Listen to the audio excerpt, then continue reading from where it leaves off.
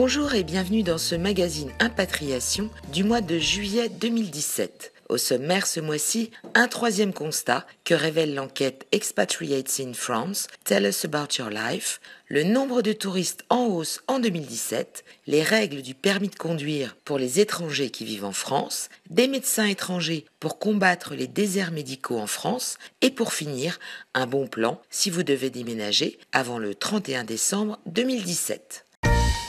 Un nouveau constat que nous révèlent les résultats de la troisième enquête parrainée par la société de banque et d'expansion Expatriates in France Tell us about your life. Alors qu'en 2015, plus de 1 impatrié sur 2 résidait à Paris, ils sont désormais plus nombreux à résider en province, 44%. Et même s'ils sont tout de même majoritairement localisés à Paris et dans ses départements limitrophes, la mutation est à souligner.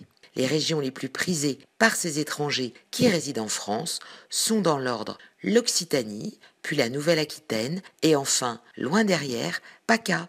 Pour en savoir plus sur le sujet, consultez les résultats accessibles sur mondissimo.com. Alors que le nombre de touristes venus visiter la France était en baisse en 2016, les chiffres 2017 sont prometteurs.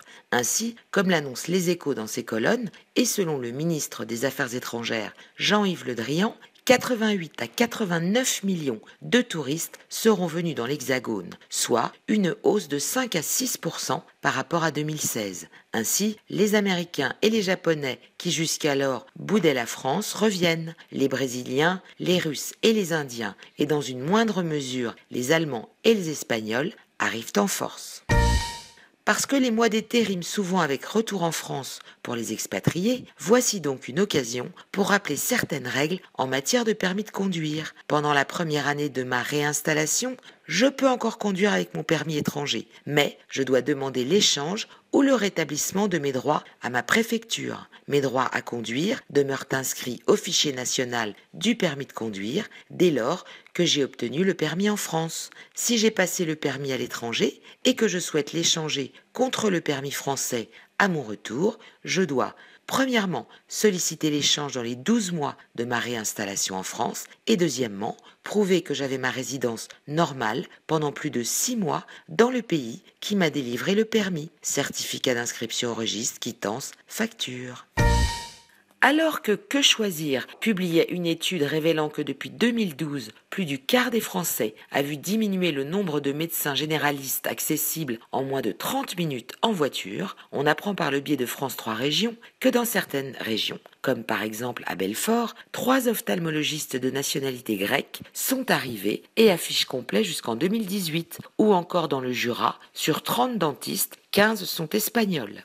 Un constat qui réjouit les patients vivant dans les régions concernées, mais qui en inquiète d'autres, comme le rapporte Le Figaro dans un article en date du 17 juillet, qui explique qu'alors qu'en France, médecins, chirurgiens-dentistes, sages-femmes, pharmaciens et infirmiers sont soumis à une sélection rigoureuse et un cursus exigeant pour décrocher leur diplôme, la France va permettre aux ressortissants de l'Union européenne, même s'ils n'ont pas suivi la même formation, de s'installer et d'exercer dans l'Hexagone. En effet, les directives européennes qui viennent d'être votées en commission des affaires sociales en France, les médecins pourront exercer un exercice partiel, même s'ils n'ont qu'une formation partielle.